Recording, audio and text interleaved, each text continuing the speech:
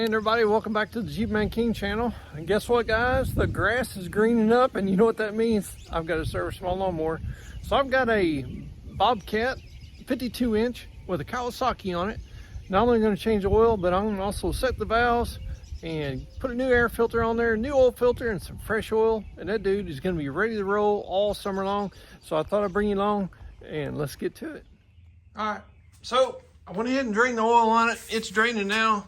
And what I like to use is just grab some tin foil, and I wrap it around where you drain the oil at. There's actually a drain tube there, and I just kind of pull it up around that, and then that way, when I take the plug out, it'll all run down and in the hole, and then where?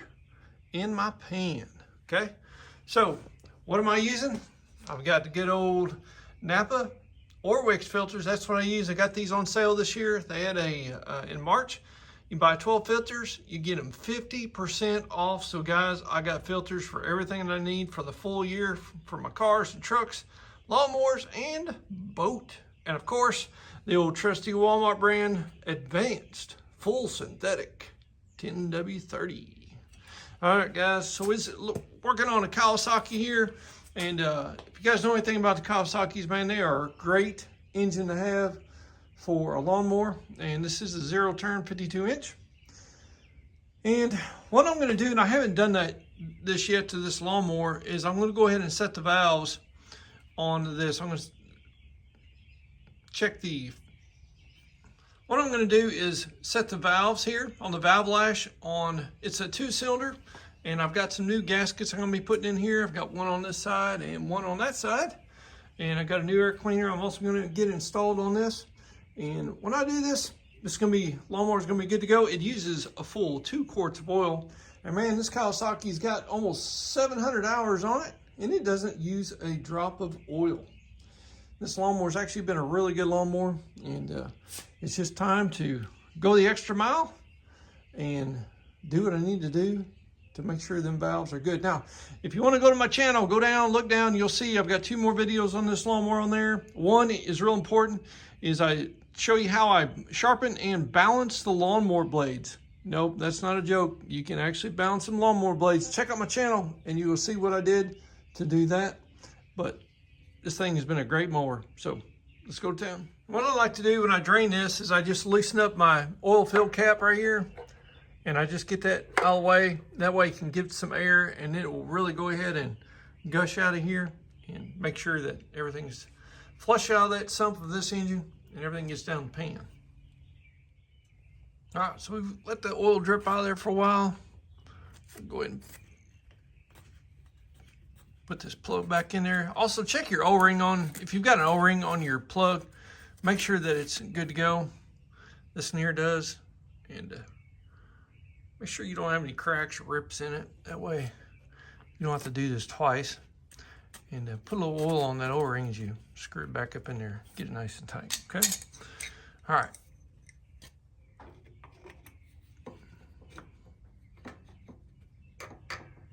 And this does not have to be very tight at all. Just get it nice, snug, and you're gonna call it good. All right, so let's take off the oil filter.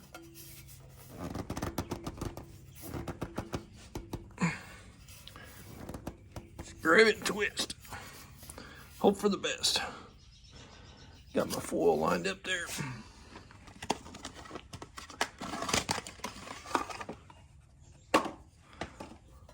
This is like the biggest oil filter I think I've ever seen. Got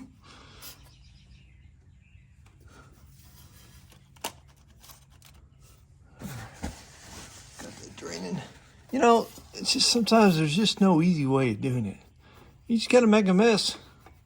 As you can see, I've got a Wix on here. And guys, Wix makes Napa's filters. So if you just want a high quality filter that you can get locally, you can get Wix at Napa, Bumper to Bumper, O'Reilly's. And they're just a good filter. Been using them for years. No complaints. All right. So we got our new filter. I'm gonna put a little dab of oil on the O-ring. It'd be hard to show you there, but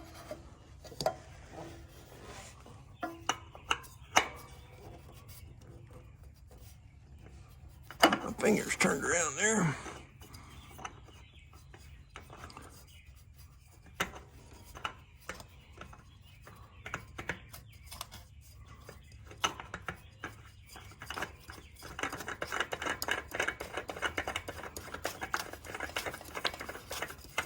Now you can't, when you've got a filter like this on the side, you can't pre-fill that filter. If you try to, it's just gonna run all over the place. So what I like to do is I'll just crank the engine over without starting it. That way I'll go ahead and prime the oil system, and I'll go ahead and prime that oil filter. And then that way it won't be a dry start. So that's something you could do.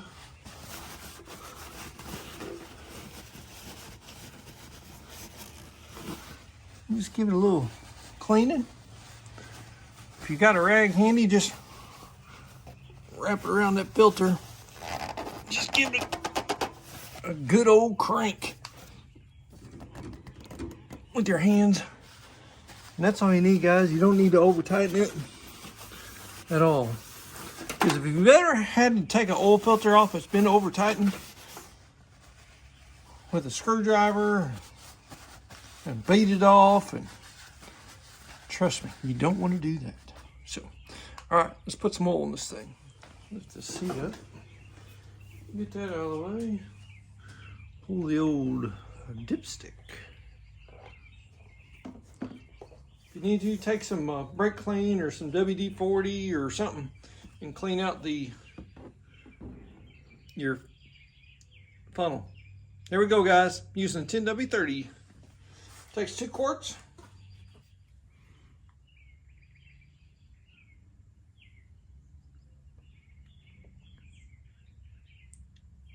Here, you guys are watching. You can't even see. Hang on a second.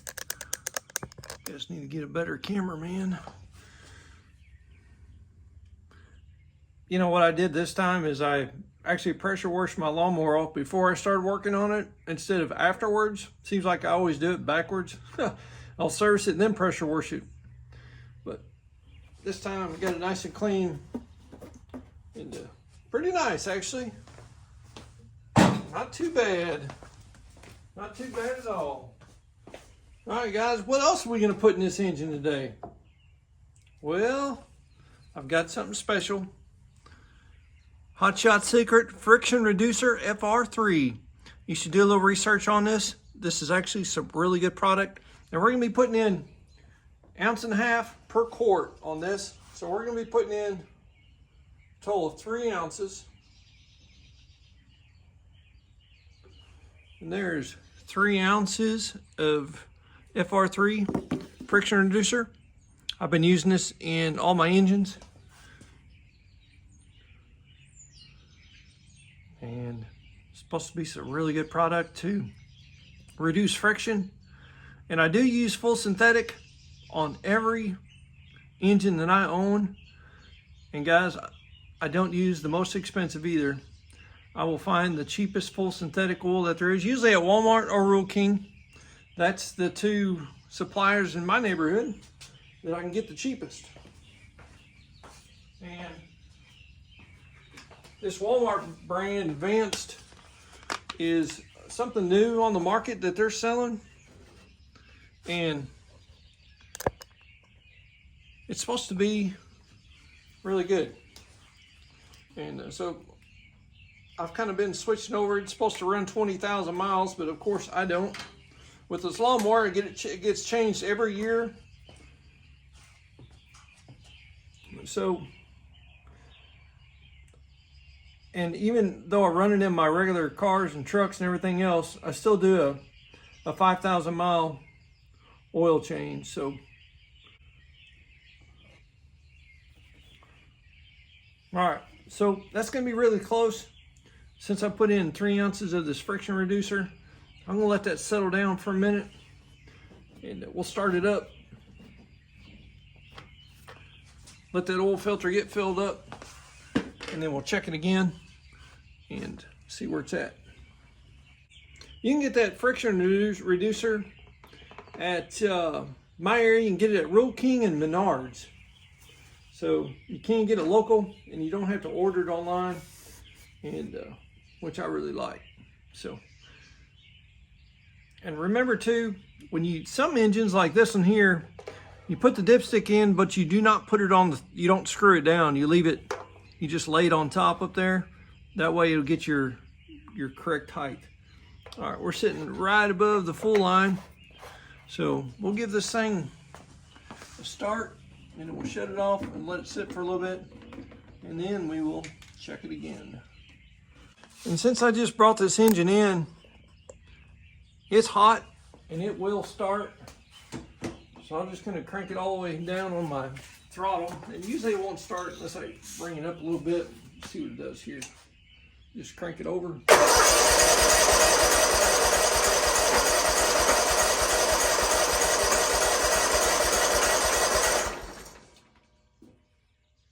All right, now we're gonna go ahead and fire her up.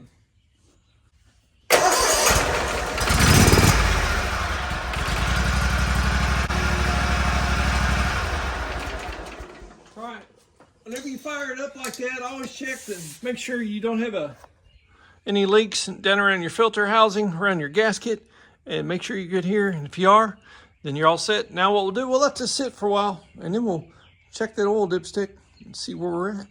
All right, so here we've got our filters. This is Lawnmower oil, Wix 51394, Napa 1394. All you do is take the 5 off, and they're all the same. Okay, so that's the difference between Wix and Napa. Just one number longer, and it's in the front. So FYI, just for you. All right, so now we're gonna go ahead and take off this air cleaner cover. And guys, I tell you what, I mulch a lot of leaves, so I've got just tons of oak trees all over the yard, and I usually don't get done mulching until the second week of December. And man, the amount of dust that these leaves creates is tremendous. As you can see, how much dust. And guys, I've already cleaned this once when I started mulching leaves. I already taken this off one time and cleaned it.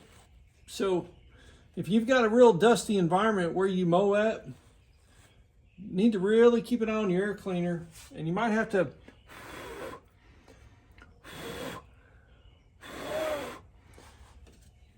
just have to clean it a couple times. That pre-screen that's on there, pre-filter, I take it and I'll take some soapy water and I'll wash it out, get it nice and clean, and then let it dry, and then put it back on. So let me get a little paper towel. We'll get this surface area cleaned up really good so we have a nice tight seal, and we'll be good.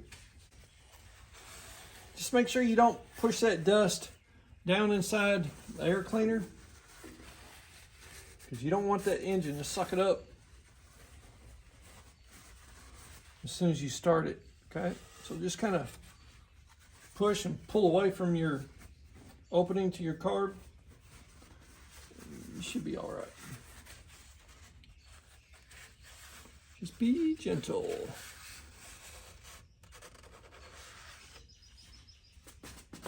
I'll put a little brake clean on it.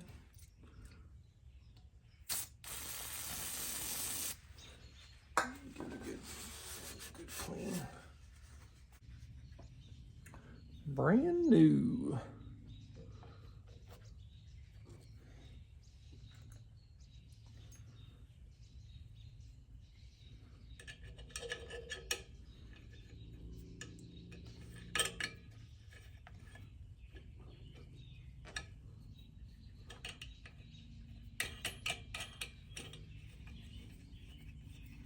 Just make sure you get them nice and tight. You want them not over tightened, but man, you want them nice and snug, because that's what's gonna seal out all that dirt, dust.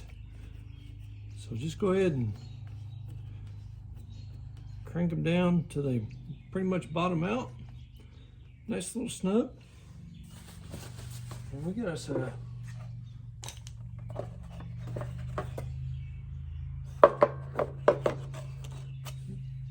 brand new air cleaner on it, ready for another year, year and a half.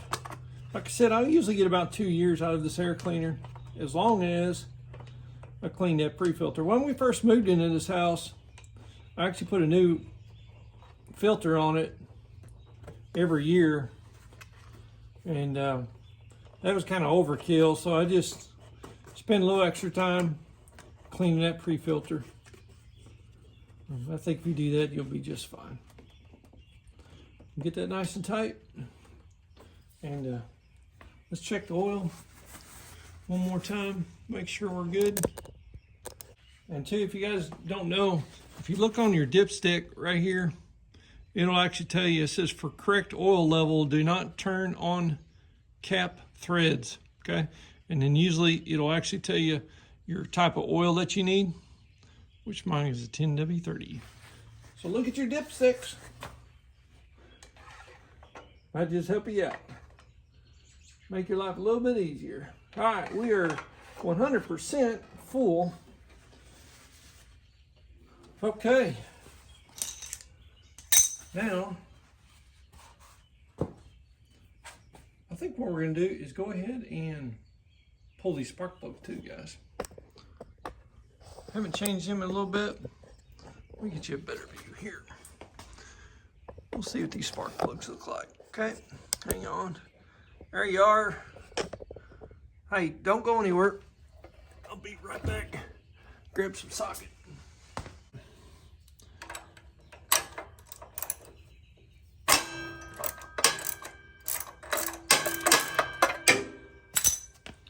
See what these bad boys look like. Looks like it's burning maybe a little rich there. That air cleaner is pretty bad. So, man, this fall, man, it was such a dry fall. Man, it was dusty. I probably should have cleaned out that pre-cleaner one more time. All right, set this down. Let me grab this other one. Yeah, this is about the same here too, guys. You see we're running just a tad bit rich on that. So what I'm gonna do is I'm gonna get these cleaned up and then put them back in. I'm gonna go ahead and check the gap on that, spark plug gap, make sure we're good. And I'll keep an eye on them, let them run for a little bit, and pull them back out and check them. And see if they're dark again. If they are, then I may do a little carburetor adjustment. So let me get these cleaned up. All right, so I just took a wire brush, got them cleaned up really well, and went ahead and reset the gap on that. And electrodes look really good. They still got a nice crisp edge on it. So we're gonna reuse them. Nice little NGK spark plugs. That's what I run in this Kawasaki. So this is the first time I've had these off since I've owned this mower. I actually bought this mower used and had 300 hours on it. And let me tell you how much hours I got on it. I think I told you like 700. Oh, it was close. 691 hours.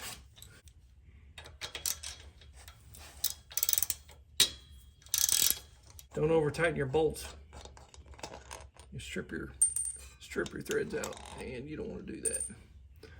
Well, let's see what these look like. And we got some oil, of course. All right, so what I'm going to do is I'm going to have to turn this engine over to get this on the compression stroke so I can adjust these valves. So, and here's the valve covers, gaskets I got. And this is, it is aftermarket, but this engine is a Kawasaki. It's a FH601V, and this same gasket fits all the rest of these models here too. So 601V. So that's it right there. All right.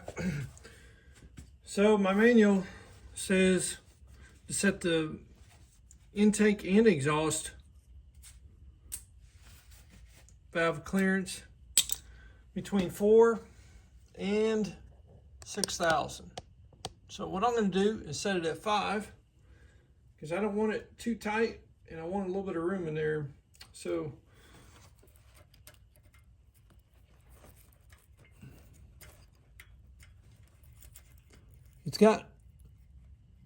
there's quite a bit of room in there, so they are definitely due for an adjustment.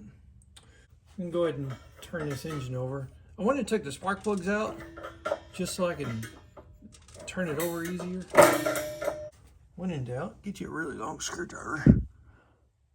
Stick it up in your piston hole. Spark plug hole. Get that out of the way there. This is going to be the exhaust stroke here. Piston coming back up.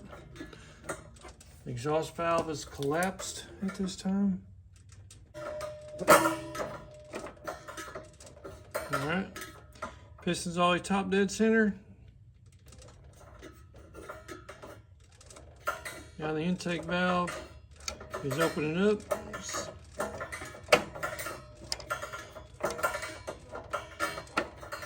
Intake valve is closing. And now we are on our compression stroke. That is top dead center right there, guys. So we know where we're at.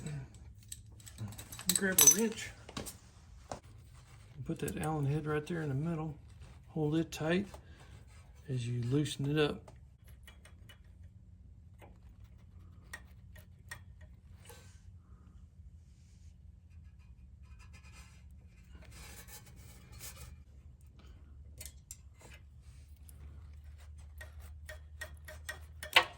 Yeah, just a nice little drag in there. And that's it. We'll go down here and do this bottom one here.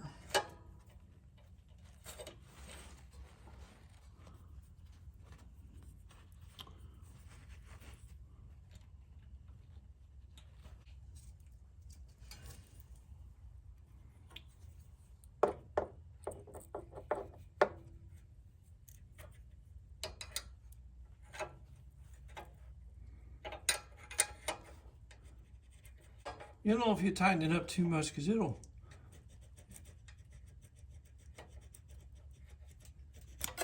stop moving on you.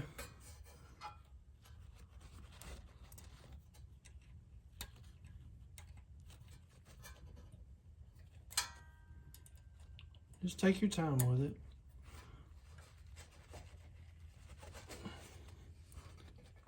Just get that. We'll do another little quick check. Make sure we're good. Yep, good to go. So this is 5/1000ths on this one. And I don't want to go 4 because 4 is going to be putting a little bit too close. I like a little bit of room in there. That way you got a little bit of room for air. So anyhow, guys, we'll I'll do this other side over there, and then I'll come back and we'll put our valve covers on. All right, so we've got our everything set, cleaned up these valve covers for this. Remember, these are aluminum, so don't be really hacking on them with a razor blade. Be real gentle so you don't ruin the sealing surface. You don't want to take gouges of aluminum out and then try to expect it to seal. Okay, so just take your time, clean it up nice and good, and see if we can put this thing back together again. So we're going to go ahead and put this thing here back on there and get her tightened down. We should be good to go. I did put a little bit of Permatex sealant on there just to make sure we had a good seal, especially on this bottom side here. This oil likes to lay. Let me get this cleaned up a little bit more down here. Get that oil off.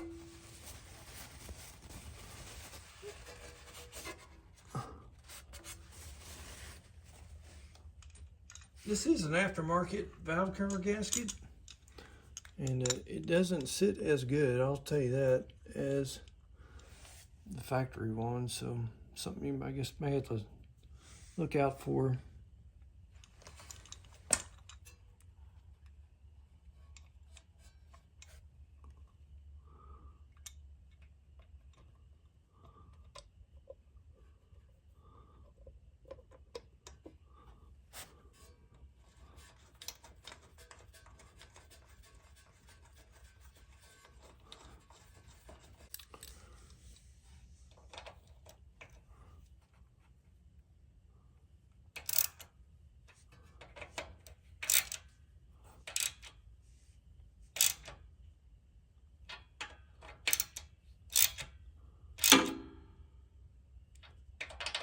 Give it a nice little snug, nothing too tight. Remember, going into aluminum. All right, I'm gonna let that Permatex set up a little bit, and then we'll fire this dude up, see what happens. All right, so just got done doing a little test drive with this thing, and it runs great. It just seems like it does have a little bit more power, and did a pretty good job. I also forgot to mention, when you are trying to figure out top dead center on your cylinder, go ahead and take your spark plug out.